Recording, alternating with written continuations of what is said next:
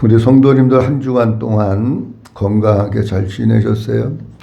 지난 수요일, 목요일, 금요일 3일에 걸쳐서 추위가 엄청 추웠습니다. 저는 아침에 일어나면은 아침에 하는 게 있는데 그날의 기온 또 그날의 날씨가 어떤가 하는 것을 봅니다. 수, 목, 금이 신현동의 기온이 마이너스 15도입니다. 근데 토요일 날 어제는 마이너스 16도까지 떨어졌습니다. 엄청 추운 날씨였어요. 자, 그런데 우리 예수님이 오실 때도 언제였었느냐고 하면 우리 예수님도 겨울에 오셨습니다. 그 겨울이라고 하는 의미는 영적인 의미도 있고 육적인 의미도 있습니다. 영적인 겨울, 사람들의 마음이 얼어붙고 힘들고 고통 가운데 있을 때 우리 주님이 오신 거예요. 아침이 되려고 할 것 같으면은 깊은 밤이 지나고 조금씩 여명이 밝아지면서 새벽이 옵니다. 그러면서 뭐가 되냐면 해가 탁 뜨면서 온 세상이 밝아지고 빛이 비칩니다. 근데 우리 예수님이 오실 때가 언제냐고 하면 바로 그런 때에 오셨어요. 말라기 이후 마태복음에 세례 요한이 오기까지 400년 동안 신구약 중간기가 있는데 400년 동안이 영적 암흑기였습니다. 하나님의 음성이 없었습니다. 400년 동안 사람들은 어둠 가운데 있었고 자기가 잘난 줄 알고 자기가 주인 되어서 쥐멋에 살고 육신의 욕심을 따라서 살고 자기 소견에 옳은 대로 살았습니다. 정치적으로도 어두운 때였었고요. 영적으로는 아버지의 음성이 없었기 때문에 어두운 때였었고요. 육적으로는 굶주림과 추위에 떨고 있었기 때문에 어두운 때였습니다. 그 어두운 때 동쪽의 태양이 탁 떠오르면서 온 세상의 빛을 쫙 비치듯이 이 땅에 예수님이 쫙 보셨는데 빛으로 오신 거예요. 요한복음 10장 22절 말씀에 보면 예수님께서 우리에게 이런 말씀을 하십니다. 예루살렘의 수전절이 이르니 때는 언제라고요? 겨울. 때는 겨울이라 그렇게 말씀합니다.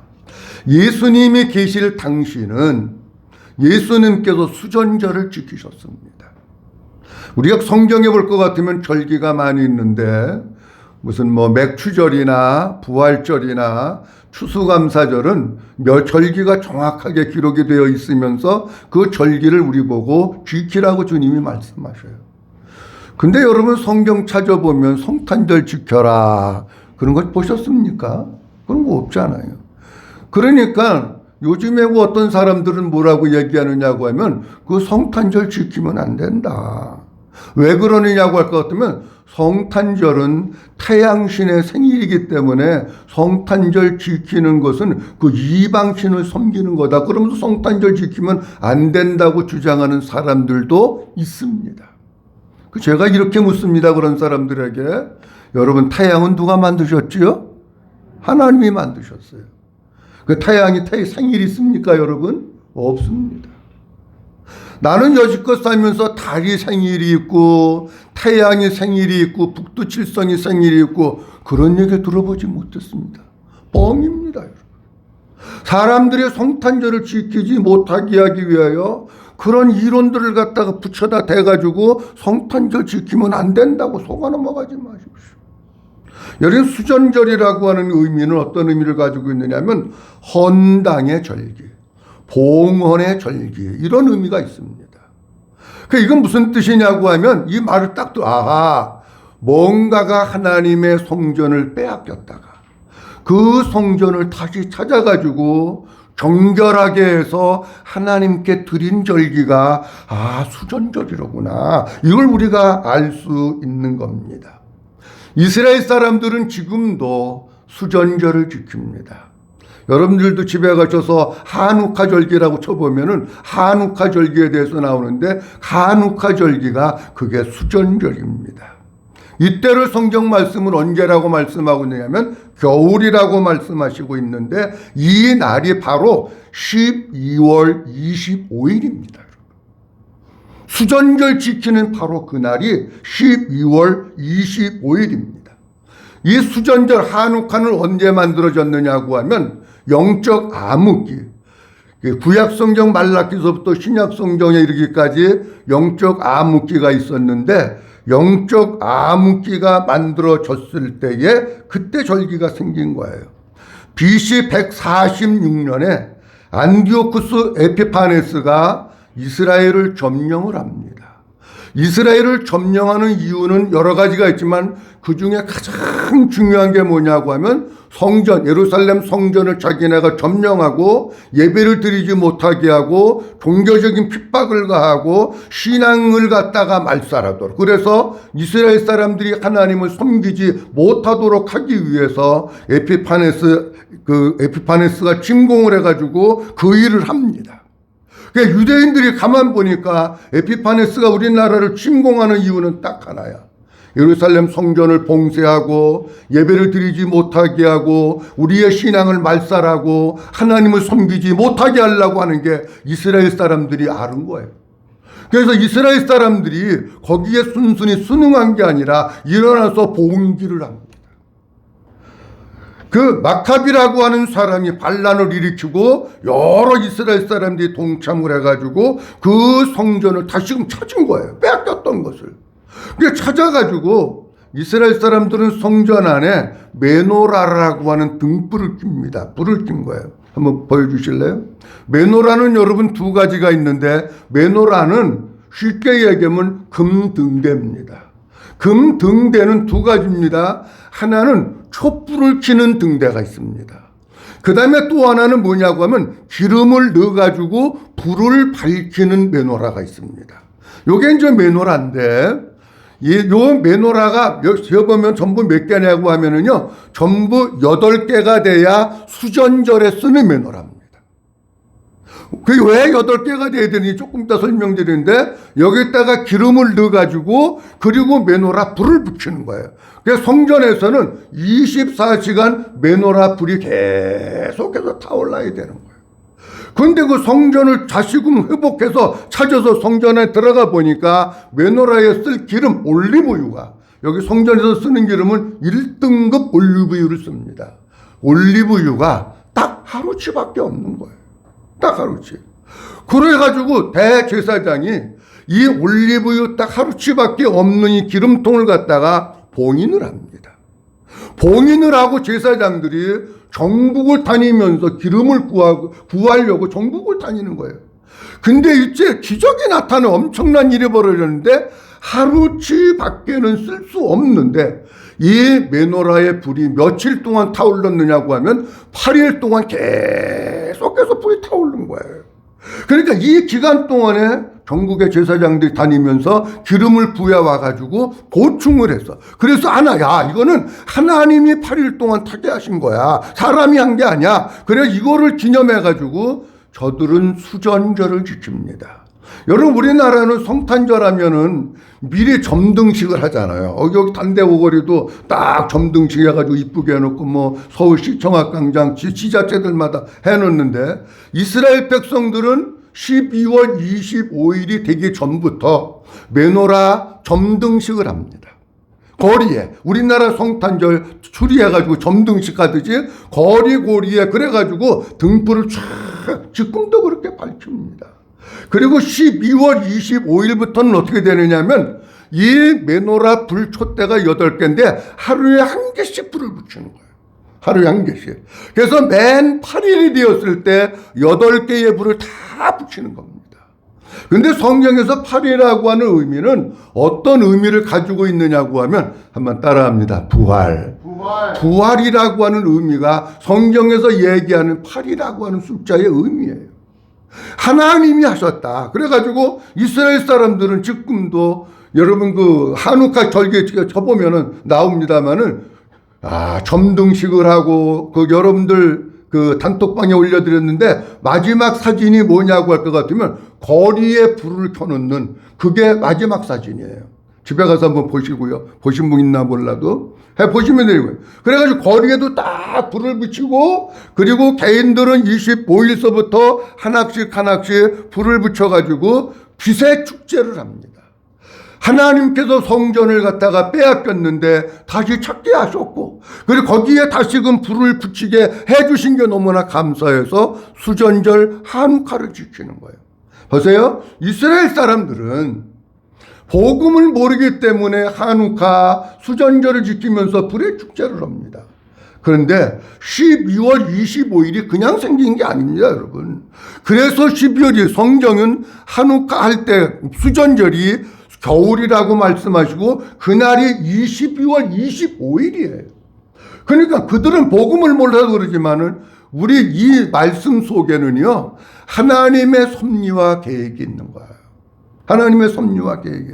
그래서 예수 그리스도가 이 세상에 오셨는데 뭘로 오셨느냐? 어두운 세상에, 겨울 같은 세상에, 영적 암흑기에, 정치적으로도 경제적으로도 종교적으로도 영적 암흑기에 세상의 빛으로 오셨다고 하는 것을 알리는 것이 뭐냐고 하면 한욱하고 수전절입니다. 오늘 본문 말씀 가운데 보면 사도 요한은 예수님이 이 세상에 빛으로 오셨다고 하는 것을 굉장히 많이 말씀을 하고 있습니다. 4절 말씀 보도록 합니다. 4절 말씀. 잘 보십시오. 그 안에 생명이 있었으니 이 생명은 뭐라고요? 사람들의 빛이라. 사람들의 빛이라. 5절 말씀 보도록 합니다. 다 같이 한번 봅니다. 시작. 빛이 비치되 어두움이 깨닫지 못하더라. 뭐가 빛이 돼? 빛이 비쳤어. 어디에 비쳤어요? 어둠에 붙였다는 거예요. 예수님이 오셨을 때가 어둠의 때에 왔다니까. 겨울에 오셨다니까. 캄캄한 칠흑같이 어두운 때에 우리 주님이 빛으로 오셨는데 사람들이 못 가더랬다는 거예요. 그 다음 7절 말씀 보도록 합니다. 그가 증언하러 왔으니, 그 다음 뭐라고 되어 있습니까? 곧 누구에 대하여 증언하고? 빛에 대하여 증언하고, 예수님이 빛으로 오셨다고 하는 것을 증언했다는 거예요. 8절 말씀 봅니다. 그는 시작. 그는 이 빛이 아니요 이 빛에 대하여 증언하러 온 자라. 무슨 얘기냐고 하면 예수님보다 6개월 앞서 온 요한은, 세례 요한은 그 빛이 아니라는 거예요. 뭐 하려고 왔느냐? 나는 빛이 아닙니다, 여러분. 내 뒤에 오시는 예수님, 그분이 진짜 세상의 빛입니다. 그걸 하러 왔다는 거예요. 9절 말씀. 참빛 시작. 참빛 곧 세상에 와서 각 사람에게 비추는 빛이 있었나니. 아멘. 그러니까 요한복음에서 요한은 뭐라고 말씀하고 있느냐고 하면 예수님은 어두운 세상에 오신 빛으로 오신 분이다. 그걸 말씀하고 있는 거예요. 자, 오늘 본문 말씀을 보면서 몇 가지 말씀을 드리려고 하는데, 첫째로 성탄절은 하나님이 사람의 몸을 입으시고 이 세상에 오신 날입니다. 한번 따라합니다. 성탄절은 하나님이 사람의 몸을 입으시고 이 세상에 오신 날입니다. 제가 물어봅니다. 아주 중요한 거 이게요. 우리는 자꾸 성탄절 하면은 예수님은 생각 안 하고 누구 생각해요? 산타 할아버지를 생각합니다. 교회 안에도 예수님은 어디 가고 산타브리가 다 점령하고 무슨 뭐 사슴인지 무엇인지 마차 끌고 오는 거나 생각하고, 아니에요. 성탄절은 하나님이 사람의 몸을 입으시고 이 세상에 오신 날이 성탄절. 요걸 다시 말씀드리면 이런 얘기입니다. 예수님이 이 세상에 세상을 비추는 빛으로 오셨는데 그 예수님이 하나님이신데 사람의 몸을 입으시고 이 세상에 오셨다는 거예요. 근데 목사님, 그런 말씀이 어디 있습니까? 요한복음 1장 1절 말씀에 보면 아주 중요한 말씀이 있습니다. 다 같이 한번 보도록 합니다. 시작. 태초에 말씀이 계시나 이 말씀이 하나님과 함께 계셨으니 이 말씀은 곧 하나님이시니라. 아멘. 태초에 뭐가 계셨다고요? 태초에 말씀이 계셨다고요. 말씀이라고 하는 건 헬라어로 로고스인데 예수님을 얘기하는 거예요. 태초에 예수님이 계셨다. 근데 보세요. 성경에는 태초라고 하는 단어가 창세기 1장 1절에도 나옵니다. 요한복음 1장 1절에도 태초에 말씀이 계시니라, 태초에 하나님이 천지를 창조하시냐 이렇게 나올랑요. 근데 창세기 1장 1절에 태초에 하나님은 천지를 창조하셨다는 것과 요한복음 1장 1절에 태초에 말씀이 계셨다고 하는 이 태초와는 서로 같은 태초일까요? 다른 태초일까요? 네, 대답 안 하셔도 괜찮아요. 이 태초는 서로 다른 태초입니다. 한글로 보면 똑같이 태초야. 근데 원문을 보면 이렇게 되어 있습니다. 창세기 1장 1절의 태초는 모든 세상 만물이 만들어진 시점의 태초입니다. 뭔가가 만들어졌을 때 그때 창조의 태초예요. 근데 요한복음 1장 1절에서 말씀하고 있는 태초의 말씀이 계시니라 하는 것은 만물이 만들어지기 이전의 태초. 영원전, 다시 얘기하면 창조전, 창세 전의 태초를 갖다가 요한복음 1장 1절에서는 태초라고 얘기를 하는 거예요. 그러면 보세요. 태초의 말씀이 계시니라, 이 말씀이 누구와 함께 계셨으니? 하나님과 함께 계셨으니. 하나님과 함께 계셨다고 하는 것, 예수님은 이미 창조 전에, 영원 전에 하나님과 함께 계셨다고 하는 것을 우리에게 말씀을 하고 있는 거예요. 그래서 사도 요한은 뭐를 자꾸 드러내고 부각시키고 강조하느냐고 하면, 예수님은 사람의 몸을 입고 이 세상에 오셨을 때부터 예수님이 계신 게 아니라는 거예요. 이미 구약 성경에 천지 만물이 창조되기 그 이전부터 예수님이 계셨다고 하는 것을 말씀하고 있는 거예요. 근데 그분이 하나님과 함께 계셨다. 그렇다고 할 것 같으면 이렇게 제가 물어봅니다. 예수님은 구약시대에 계셨습니까? 없었습니까? 계셨던 거예요. 우리는 자꾸 이 신약시대에만 예수님이 계셨고 구약시대에는 예수님이 안 계셨다고 생각해. 아니, 그게 아니고 예수님 이미 태초부터 계셨던 분이기 때문에 구약시대에도 예수님이 계셨고, 우리가 살고 있는 신약시대에도 예수님이 계셨고, 앞으로 다가올 미래, 영원한 미래 속에서도 우리 주님이 계셨고, 믿어주시면 아멘. 그게 믿어져야 되는 거예요. 자, 그런데 여기에 계셨으니 라고 하는 말씀이 어떤 뜻이냐고 하면, 반세 전부터, 영원 전부터 하나님과 함께 계셨다라고 하는 뜻입니다. 그러니까 우리 주님은 이 세상에 오셨을 때도 이미 이전부터 하나님과 함께 계셨던 분이셔요. 그분이 뭘로 계셨느냐? 말씀으로, 로고스로 계셨던 분이십니다. 근데 문법을 보니까 직설법 미완료로 되어 있는데, 직설법이라고 하는 것은 예수님이 이 땅에 오시기 전부터 실제로 하나님 아버지와 함께 계신 것을 강조하고 있는 겁니다. 그 다음 미완료 시대라고 하는 것은 뭐냐고 하면, 예수님은 영원 전부터 성부 하나님과 함께 계셨고 지금도 계속해서 존재하고 계시다라고 하는 것이 미완료입니다. 그러니까 예수님은 이 세상에 출생하시면서부터 예수님 계셨던 것이 아니고 그 이전부터 계셨던 거예요. 근데 여기 본문 말씀에 중요한 말씀이 뭐냐고 할 것 같으면은 1장 1절에 보면 이 말씀은 곧 누구시라고요? 하나님. 지금 예수님 얘기하고 있는 거예요. 말씀이, 로고스가 예수님이, 이 말씀은 곧 하나님이시라. 그건 무슨 얘기입니까? 한번 따라합니다. 예수님은 곧 하나님이시라. 한 번 더 합니다. 예수님은 곧 하나님이시라. 믿어주시면 하면, 예수님이 누구라고요? 그 성경에 나와 있잖아요. 예수님이 곧 하나님이시라는 거예요. 여기에 예수님이 곧 하나님이시라고 하는 것은, 지난번에 말씀드렸는데, 모세가 하나님 앞에 가서 이렇게 얘기하잖아요. 하나님, 나를 이스라엘 백성들에게 보내시는데 그들이 나에게 묻기를, 너 누가 보내서 여기 왔느냐, 그 하나님의 이름이 뭐냐고 물어보면 내가 뭐라고 얘기합니까? 그랬더니 하나님이 이렇게 말씀하셔요. 나는 스스로 있는 자니라. 그러면서 내 이름은 여호와니라. 그렇게 말씀하십니다.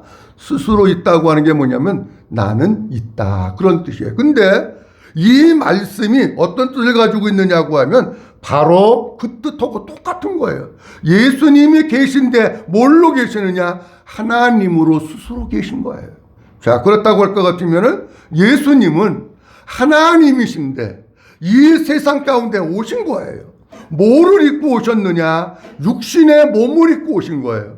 동정녀 마리아의 몸을 빌리셔가지고 예수님이 이 세상 가운데 들어오셨는데 그 오신 이유는 뭐냐고 할 것 같으면 우리를 구원하시기 위해서 오신 거예요. 믿어주시면 하면 우리를 구원하시기 위해서 오신 거예요. 그렇다고 할 것 같으면 이런 얘기입니다. 그 예수님이 세상 가운데 구원자로 오셨어. 오신 걸로 끝내면 우리하고 아무런 관계없습니다. 이해가 돼서 무슨 얘기인지? 이 세상에 구원자로 오셨는데 오신 걸로 끝나면 우리하고 아무런 관계가 없고 이 세상을 구원하러 오신 그 하나님, 구원하러 오신 그 예수 그리스도가 우리 안에 오셔야 내가 그 예수님 안으로 들어가야 내가 구원받는 거지. 예수님이 구원자로 이 세상에 오셨대. 아니 그거 지식으로 안다고 구원받는 거 아니에요. 사랑하는 성도 여러분, 성탄절을 맞이해서 진짜 우리가 예수님이 왜 오셨을까? 하나님이신데 사람의 몸을 입고 오셨어. 그분은 이 세상을 구원하시기 위해서 오셨는데 그랬다고 내가 구원받는 게 아니라 내가 그 구원자 안으로 들어가고 구원자가 내 안에 오시고 내가 예수님 내 안에 오셔야 그래야 내가 구원받는 거야. 그 예수님을 내 안에 모시고 내가 예수님 안에 들어가서 예수님과 함께 사실 수 있기를 주님의 이름으로 축원합니다. 그런데 예수님이 사람의 몸을 입고 오셨다. 성육신이라고 얘기하는데 이런 성경 말씀이 몇 군데 있는데 조금만 보도록 합니다. 요한복음 1장 14절 말씀 보도록 합니다. 요한복음 1장 14절 다 같이 시작. 말씀이 육신이 되어 우리 가운데 거하시매. 잘 보세요. 말씀이 뭐가 돼요? 육신이 되어 예수님이 육신이 되어 우리 가운데 뭐 하시매? 거하시매. 한번 따라합니다. 거하시매. 그래서 조금 아까 말씀드렸어요. 그 구원자 되시는 예수님이 이 세상에 오셨어요. 사람의 몸을 입고 오셨어요. 그런데 우리 가운데 뭐 하시매? 아침 잡수고 오셨지요? 뭐 하시매? 거하신대. 거한다고 하는 뜻은 어떤 뜻이냐고 하면 우리 안에 집을 짓고 그 주님이 여기에서 사시는 게 거하시는 거예요.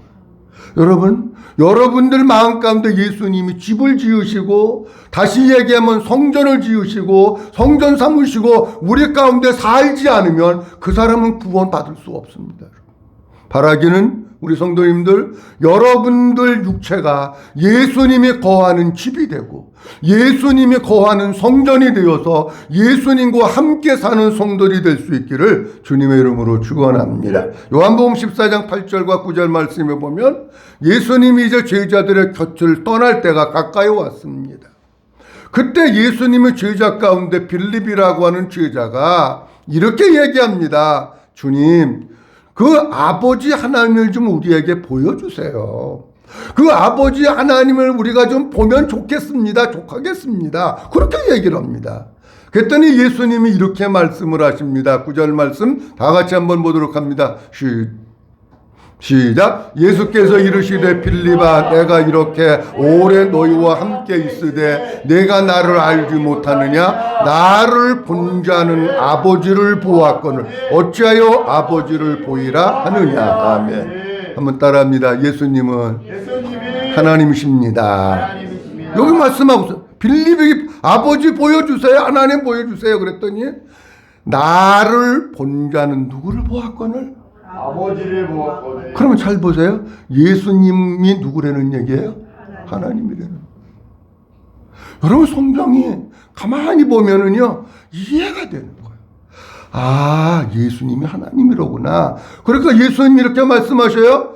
나를 본 사람은 아버지를 본 것이다. 다시 얘기입니다. 한번 따라합니다. 내가 하나님이다. 아멘. 내가 하나님이라는 얘기예요. 요한복음 10장 30절 말씀에 보면 주님은 이렇게 말씀을 하십니다.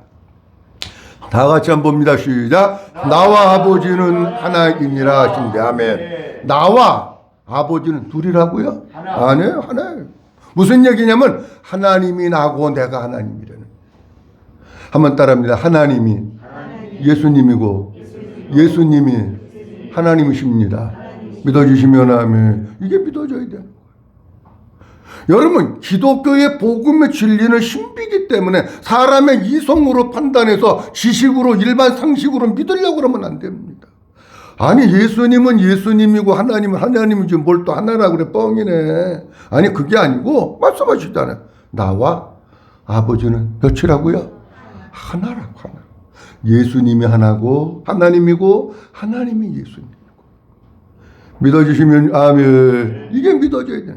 두 번째로는 모든 만물은 예수님으로 말미암아 지은 바 되었습니다. 한번 따라합니다. 모든 만물은 예수님으로 말미암아 지은 바 되었습니다. 요한복음 1장 2절과 3절 말씀 보도록 합니다. 여기도 또 나오잖아. 그가 태초에 누구하고 함께 계셨고 하나님과 맞잖아. 자, 2절 말씀 그가 태초에 하나님과 함께 계셨고 3절 다 같이 봅니다. 시작. 만물이 그로 말미암아 지은 바 되었으니 지은 것이 하나도 그가 없이는 된 것이 없느니라. 아멘. 만물이 누구로 말미암아 지은 바 되었다고요? 그가 누구예요? 예수님이에요. 예수님. 지금 예수님 얘기하는 거걸랑요. 그로 말미암아 지은 바 되었다고 하는 것은 예수님으로 말미암아 지은 바 되었다라고 말씀하시면서 그 뒤에 볼 것 같으면은 지은 것이 뭣도 하나도 누가 없이 된 것이 없다고요? 예수님이 없이 된 것이 없다. 다 누가? 예수님. 다 누가? 하나님. 그렇게 해서 지었다는 겁니다. 그래서 요한복음에서 이 요한은 예수님이 하나님이십니다. 예수님의 창조, 예수님이 창조하셨다고 하잖아요. 그것을 갖다가 강조를 하고 있는 겁니다. 그런데 여기에 그로 말미암아 지은 바 되었으니 하나도 그가 없이는 된 것이 없다라고 말씀을 하고 있는데 이 세상 모든 만물을 지으신 것은 다 누구의 손길로 말미암아 됐느냐고 하면 예수님의 손길. 여기 지은 것이 지은 바 이렇게 나오는데 여기 지은이라고 하는 뜻은 어떤 뜻이냐고 하면 생겨나다, 만들다, 일어나다 그런 뜻입니다. 그러니까 다 예수님이 만드신 거고 다 예수님으로 인하여 생겨난 거예요. 그러니까 이것은 무슨 얘기냐고 하면 삼위일체인데 하나님 혼자 독단적인 사역이 한 것이 아니라 성부, 성자, 성령 하나님 특별히 예수님의 사역을 강조하고 있으면서 예수님의 손길이 없이는 절대로 만들어지지 않았대요. 그럼 제가 물어봅니다. 우리 사람은 누구의 손길이 여기에 닿아서 사람 만들어졌을까요? 예수님의 손길.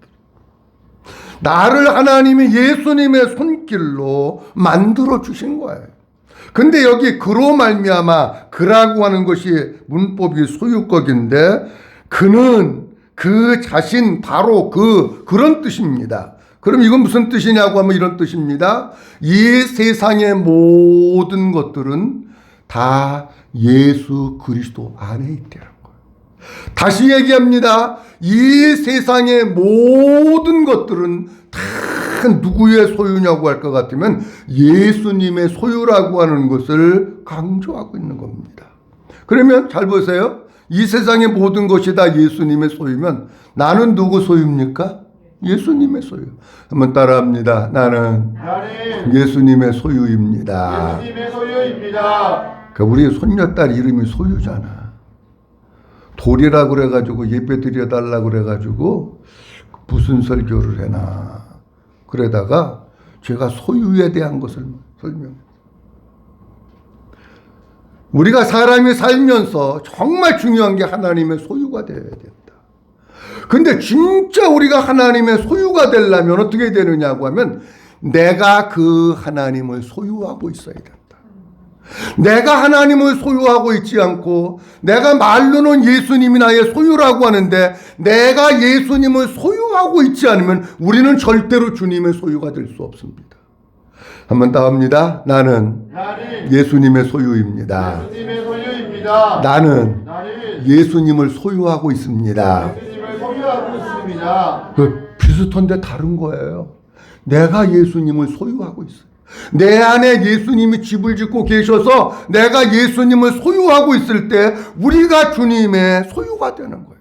근데 이게 모든 것이 주님의 소유인 것을 믿음으로 인정하지 않으면 안 됩니다.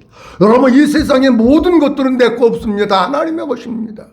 역대상 29장 16절 말씀에 보면 다윗이 성전을 짓기 위해서 모든 성전에 쓸 재료들을 하나님께 다 드립니다. 백성들도 드리고 다윗도 드리고 다 드립니다. 다 드리고 난 뒤에 다윗이 하나님께 이렇게 고백을 합니다. 우리 하나님 여호와여, 시작. 우리 하나님 여호와여, 우리가 주의 거룩한 이름을 위하여 성전을 건축하려고 미리 저축한 이 모든 물건이 다 주의 손에서 왔사오니 다 주의 것이니이다. 아멘. 금도 드리고 은도 드리고 여러 가지 많은 것을 다 드렸어요. 다 드리고 나서 다윗이 이렇게 고백하는 거예요.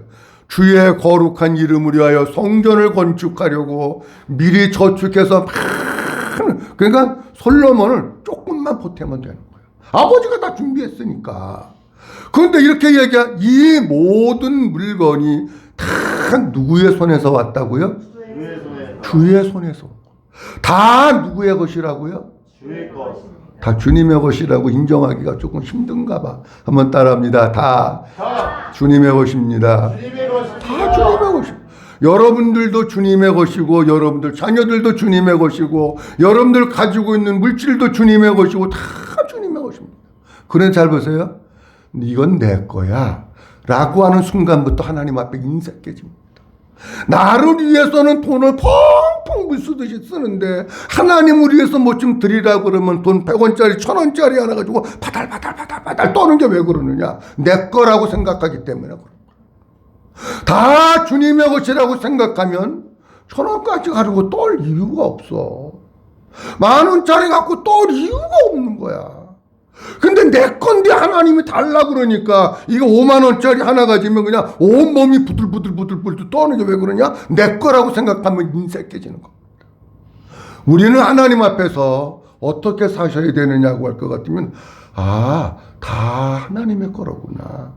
근데 우리에게 잠시 주님이 맡기셨고 우리로 하여금 총지기의 사명을 주셨고 우리로 하여금 잠시 관리하고 생활하라고 주셨구나. 이게 믿음이에요. 이게 안 되면은요, 하나님 앞에 너무 인색해. 다 하나님의 것인데 부들부들 떨 이유가 뭐가 있습니까, 여러분? 우리는 자꾸 입으로는 다 하나님의 것입니다. 그런데 마음으로는 뭘 하나님의 거야. 다 내 거지. 내가 한 달 동안 얼마나 빼골 빠지게 일했다고. 그래서 내가 벌은 건데 다 내 거지. 그러니까 뭉쳐지고 못 쓰는 거. 나를 위해서는 또 잘 써. 왜? 물질관이 잘못됐기 때문에. 다 하나님의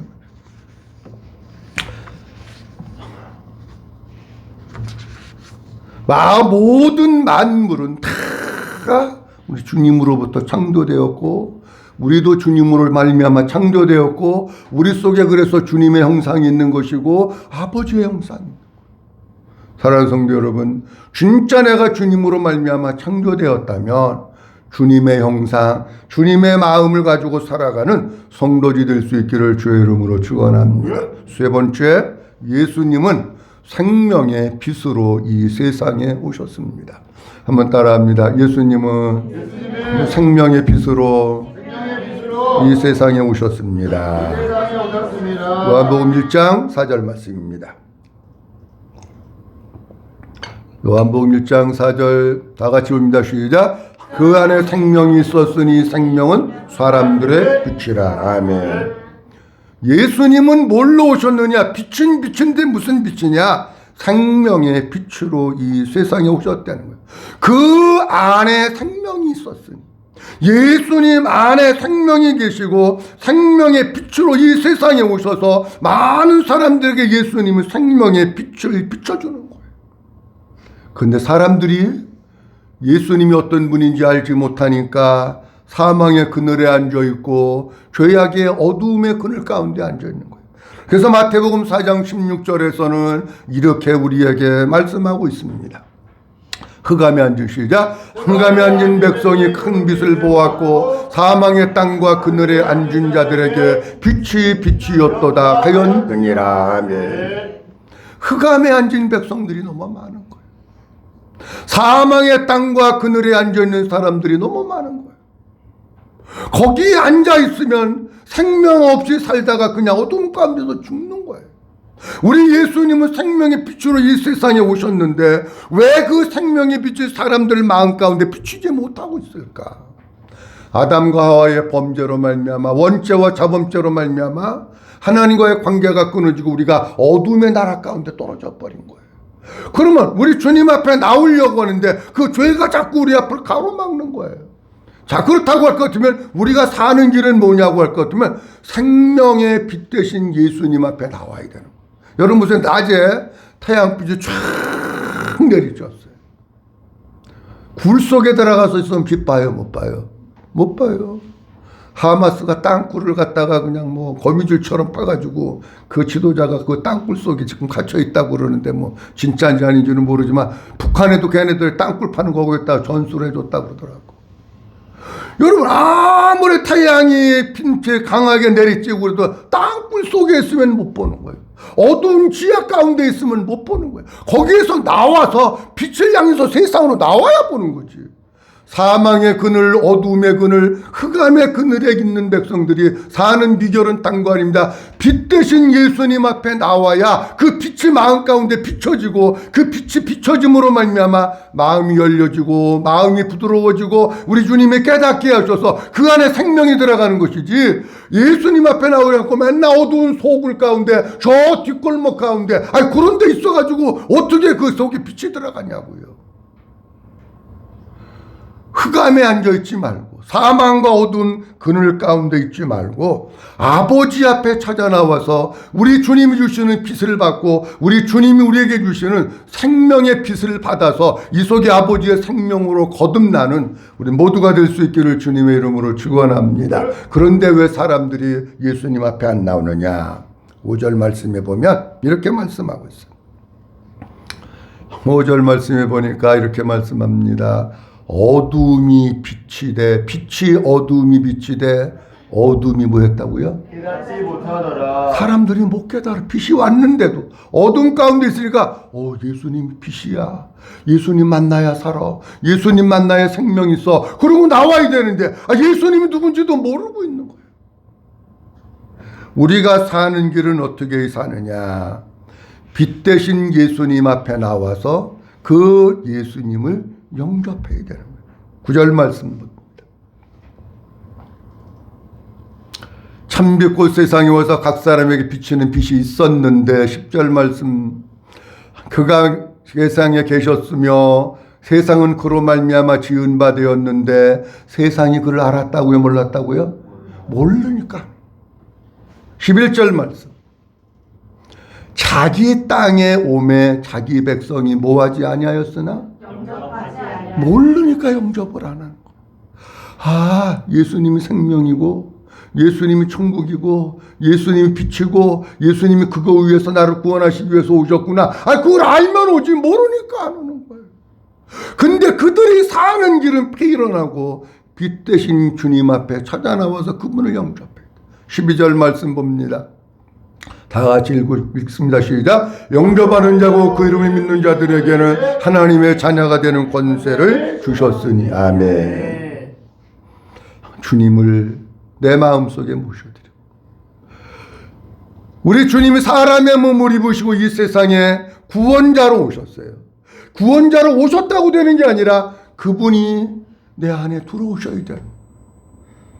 그 예수님으로 말미암아 모든 것이 지은 바 되는 거예요. 우리 속에 하나님의 형상을 주시 하나님의 형상도 잃어버리고 다 내 거라고 살아. 아니요. 그 주님이 내 안에 주인으로 오실 때에 이게 정말 주님의 것이로구나 느끼게 되고 믿게 되는 거예요. 그 주님이 우리 안에 빛으로 오셔야 우리 안에 그 예수님을 영접해야 우리 속에 하나님의 생명이 있는 거예요. 사랑하는 성도 여러분, 성탄절에 산타 할아버지 바라보지 마시고 주님 바라보고 그 생명의 빛 되시는 예수님 내 안에 오셔서 내 안에 거하시고 내 속에 하나님으로 채우고 구원을 주시고 아버지의 형상 회복해서 주님 주시는 마음으로 사는 우리 모든 성도들이 될 수 있기를 주님의 이름으로 축원합니다. 기도합니다. 자비로우신 우리 아버지 하나님 은혜를 감사합니다. 12월 24일 주일 우리에게 허락하시고 세상의 빛으로 오신 예수님에 대해서 말씀 주신 것을 감사합니다. 예수님은 하나님이신데 사람의 몸을 입으시고 이 세상에 오셨습니다. 구원자로 오셨습니다. 예수님은 창세전에 하나님과 함께 계셨던 하나님이십니다. 이 세상의 모든 것들은 다 우리 주님의 것이고 내 것은 없습니다. 예수님이 주인이십니다. 예수님이 이 세상에 생명의 빛으로 오셨는데 사람들이 알지 못하여 사망의 그늘 어두움의 그늘 가운데 앉아 있습니다.